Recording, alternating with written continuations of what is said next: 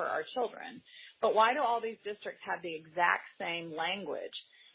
Then I started doing research on Singapore American schools, and what some of the leaders in education in Dallas are trying to model us after Singapore. So I found this Singapore American school, and they have the exact same learner profile, the graduate profile. The same things in Lovejoy ISD. I mean, this is across Texas. And I also found in the Singapore American school they had the 7 C's. So I'd only heard of the 4 C's. Now we've got 7. They've added to it, and they have a diagram that I can send you, Alice, that you can put on your page if you want. But,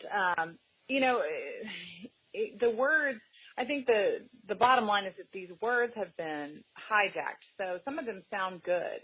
But, Lynn, you mentioned earlier that they're replacing the 3 R's.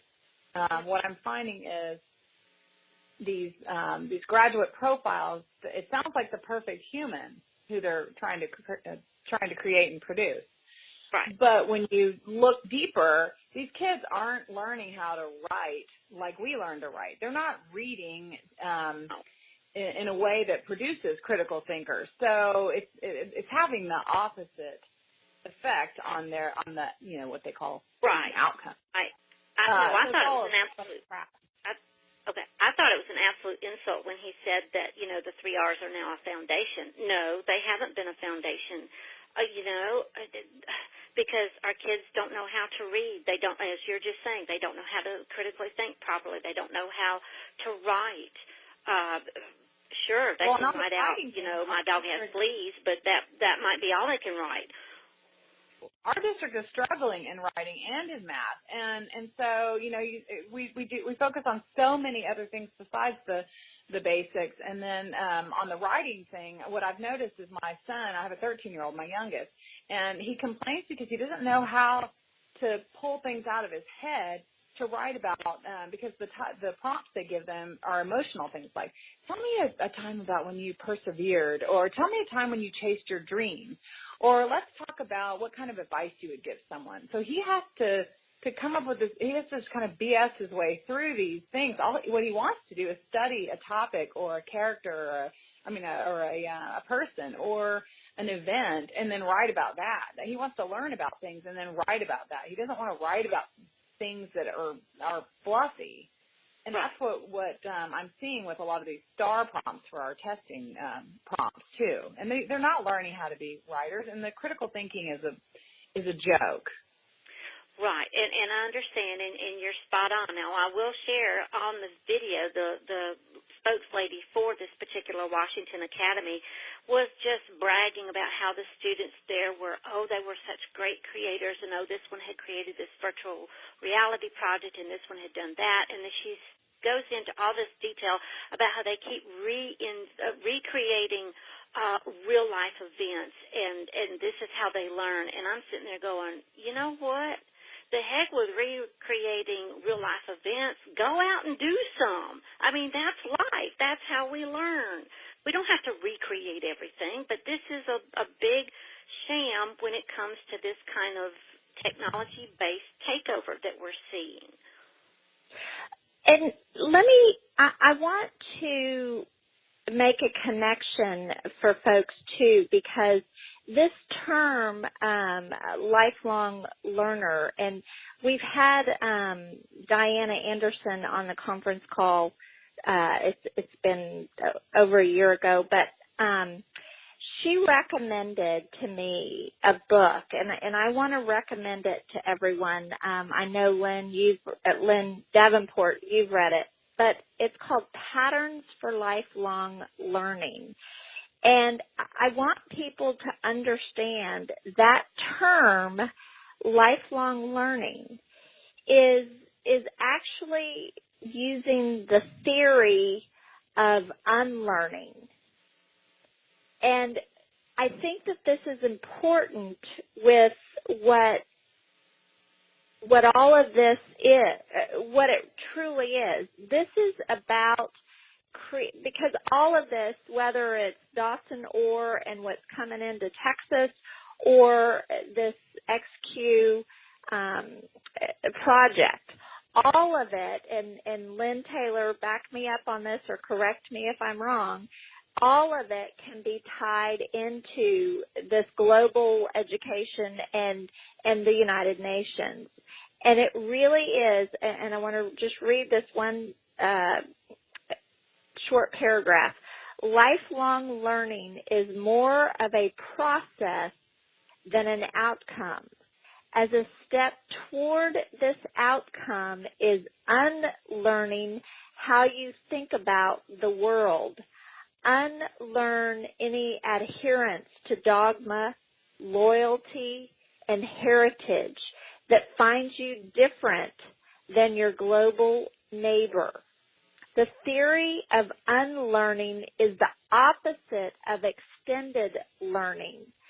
Schools in the Soviet Russia called it re-education.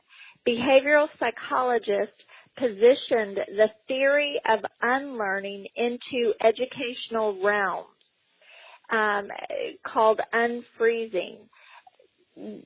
The idea of critical thinking comes from these learning theories and teaching strategies. So I think it's really important, the work that all of us are doing in understanding what the true meaning behind these theories of education are. And they are being implemented, and I love the term that Robin Eubanks used in her book, Credential to Destroy, when she said that it's unilateral mental disarmament. Unilateral mental disarmament. Lynn Taylor, am I correct on that all of this, it is a global initiative, and whether it's this XQ or whether it's Dawson Orr and you know the future learner in Texas, it's all tied to the United Nations. Am I correct on that? Oh yeah, and ESSA, the WIOA, and the HEA are more globally written than they are American written.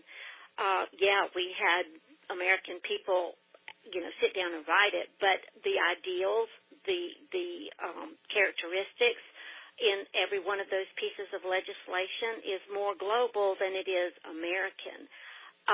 And here's another thing that we need to understand as far as from the United Nations when we hear a phrase like lifelong learning. It's designed so that you will never be out of school. We've all known that person, and I had an aunt who was this way. We jokingly called her a professional student because she was always in school. But, she wanted to be in school because she wasn't satisfied with where she was, but she would, work in between. But this is not a joke. This lifelong learning means once you're in that system, there will always be a reason why you need to be in some sort of education, which goes back to his statement about the school day that doesn't start and doesn't end. But we're not going to see it just with our K through 12. We're not going to see it just in traditional public schools. This is meant for every citizen, every age, because we're going to, and we've talked about this before, Alice, where if we want to go back to school, we're going to be thrown into this system. Let's say you have a job and the boss comes in and says, well, I'm sorry, you need to go down to so-and-so and such school and get a new credential. Well, or get a new degree. Well, you're going to be thrown into the system, and it will be this lifelong learning. It's almost like a hamster wheel, if you will. That poor little old hamster gets in there, and he just runs and he runs and he runs and he runs. And when he gets tired, he jumps off. I don't know that we're going to get to be able to have that exit, if you will. But before we close, I want to make sure that people understand this college track that Lauren Powell Jobs has been going at since 1997 to try to help college and lower, secondary education and post-secondary education merge up. They have some backers that we need to bring out, and one of them is called the USA Fund. Now, I did an article, it's probably been a year or two ago, about the USA funds and how they were tied into the Department of Education through the student debt load. But one of the nastiest things that USA funds did was they created a profile, if you will, for every post-secondary student, and it was called a return on investment, because after all, that post-secondary student no longer is a human. It's a commodity for the human capital supply chain. Over the years, working on the Child Abuse in the Classroom project, I know Dr. Luxick is putting together a project for students who have been affected by Harvey.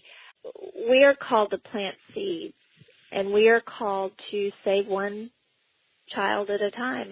And I think our responsibility as parents and grandparents is to protect our own children and grandchildren, and to protect those kids who we know, as much as people say, oh, the public schools are so bad or so bad or so bad.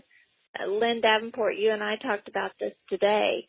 The reality is on the ground that in Texas, with what's happening with Harvey, it is our public school system, our traditional public school system that so many are trying to disrupt and break down, that the majority of those children who are affected by Harvey are in that public school system.